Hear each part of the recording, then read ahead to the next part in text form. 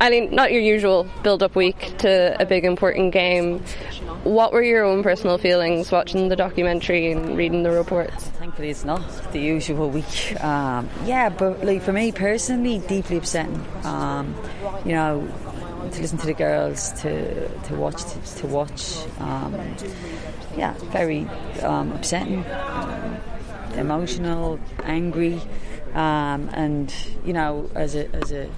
as a woman, as a coach, the girls of the team, we offer full support to the investigation, solidarity to the women, and a real, acknowledgement of their bravery coming forward and sharing that. But deeply upsetting experience. How do you guide the team through that? Because obviously these players are not directly affected, but it's their sport, it's their organisation, it's people they've probably looked up to, it's all of that, and then you have to navigate that while also looking ahead to tomorrow. Yeah, and that was a difficulty. I feel like the story needed to be told. The timing, we could have done without it being on the day we come into camp, but we have to respond to that and acknowledge, that it's happening. And so for us, the first step was to inform the players that it would be coming. That didn't land as a shock. And then obviously to offer support within the camp. We had, of course, David, CEO, and Aoife come in and discuss safeguarding and support lines, anonymous support lines, transparency. And we also have to acknowledge that, like you said, this is the environment that these girls are in right now. Some of them weren't born, so they may not relate or know anybody in it. Some will know, so obviously acknowledging the various levels there, and also acknowledging that this might trigger somebody and an experience they have, and making sure that they know that they can go somewhere if they need support on that. So we told them in advance. Then we met after people watched the documentary. We had the meeting with David and Aoife, and then made sure everybody knew how they could be supported, and then we have to draw the focus back to the big games then. So. And have you found confidence in the response from the FAI to the whole thing? Yeah, I think so. I think obviously we know time has moved, and thankfully there is an emphasis now on safeguarding. Do we all need to do better? I think yes. Societal wise, I think yes, but I think this highlights that we have placed emphasis on safeguarding and having an environment that people and the girls feel safe in, and that they do know where they can go if they need to report something. They do have an anonymous line that they can go to, and so I feel like the FAI have really supported us in that and have placed an emphasis on that. Yeah. When you were in the director's role, would safeguarding and those sort of policies have come under it in any way? Like, would there have been those sort of discussions, just in a general sense, not even about specific incidents? Not in the time I was in it, but obviously in the broader conversations you'd be involved in it. But safeguarding was obviously a conversation before I came in. So those processes were already being developed and then added to, and constantly need to be reviewed and made better. I think that's the thing. But I think as that role of the head of women and girls football, of course, safeguarding for females needs to be layered in. And in terms of tomorrow, is the squad fully fit? Yes. Yes, we'll all be out here today. But but it's nice to talk about football this week, when it is two huge games tomorrow here against England. Our group is currently red hot in terms of who needs what from where. We have, of course, different needs from these games in terms of the seeded place, and then the other top three teams in the world are going head to head for the two direct qualification places. So like I said, our focus is, and driving approaches to this game is to try and do as much we can to be seeded going into the playoffs, and of course England need full 3 points and lots of goals to make sure they're ahead of Sweden and France. So. Sure, someone needs to ruin England's party this weekend. It has to be either ourselves or Spain. Well, I think we just need to make sure we have our own party and not focus on anybody else's. So I think that's the way we're talking about it, and just full focus on ourselves and what we can do. Yeah. And in terms of what we can do, we obviously have seen, those periods where we've played really well. It's been really positive.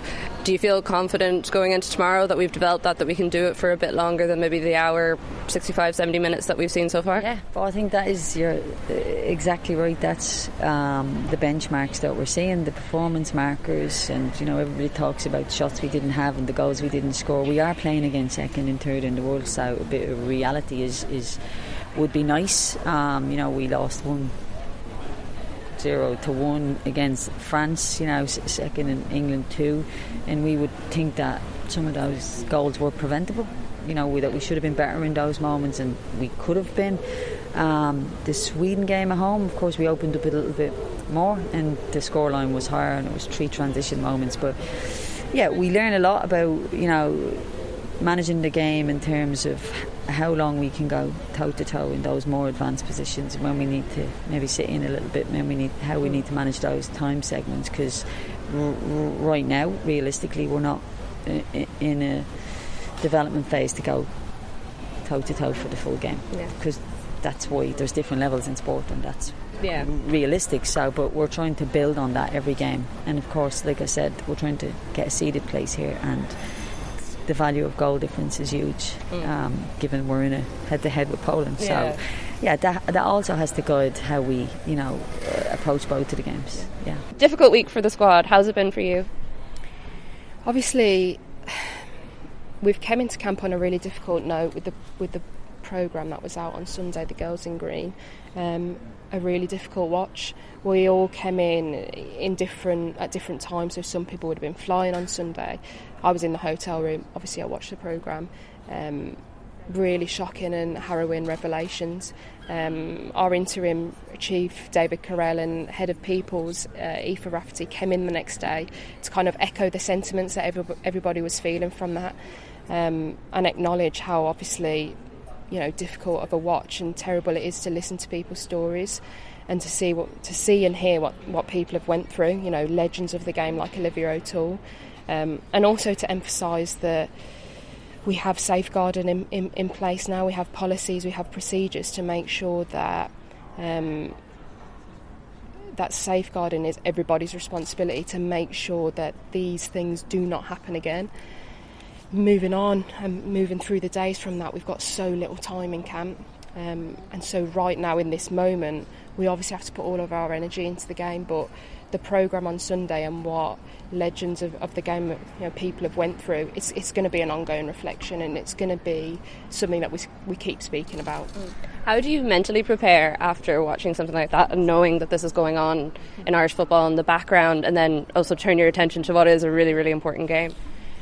I don't know.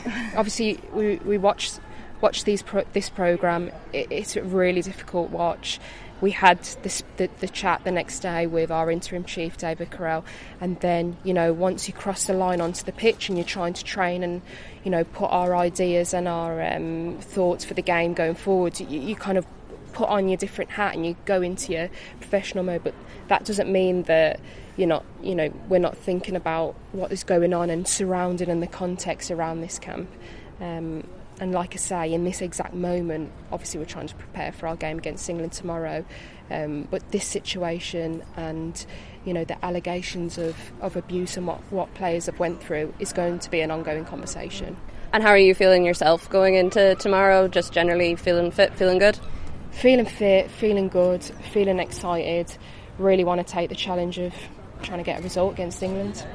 And what's it like playing at Carrow Road? I mean, it's a pretty nice stadium here.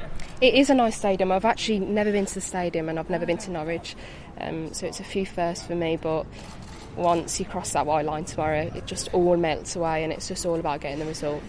And then just in terms of facing against England, obviously looking at the Euros next year, they're one of the favourites. It's a really difficult matchup. A lot of the players as well from United and also your time in the WSL. What can we do tomorrow to win / get some sort of result? To win or get some sort of result, to use your words, we need to take learnings from the last game that we had. We lost 2-0. We had a difficult first half, but we felt like we had a really good second half. We felt like in large portions of the second half we put our best foot forward. We were progressive, we were front-footed, we were taking it to England. The challenge for us is to see how much of the game tomorrow can we do that. and whether that is going to transfer into a result for us, and that's our focus.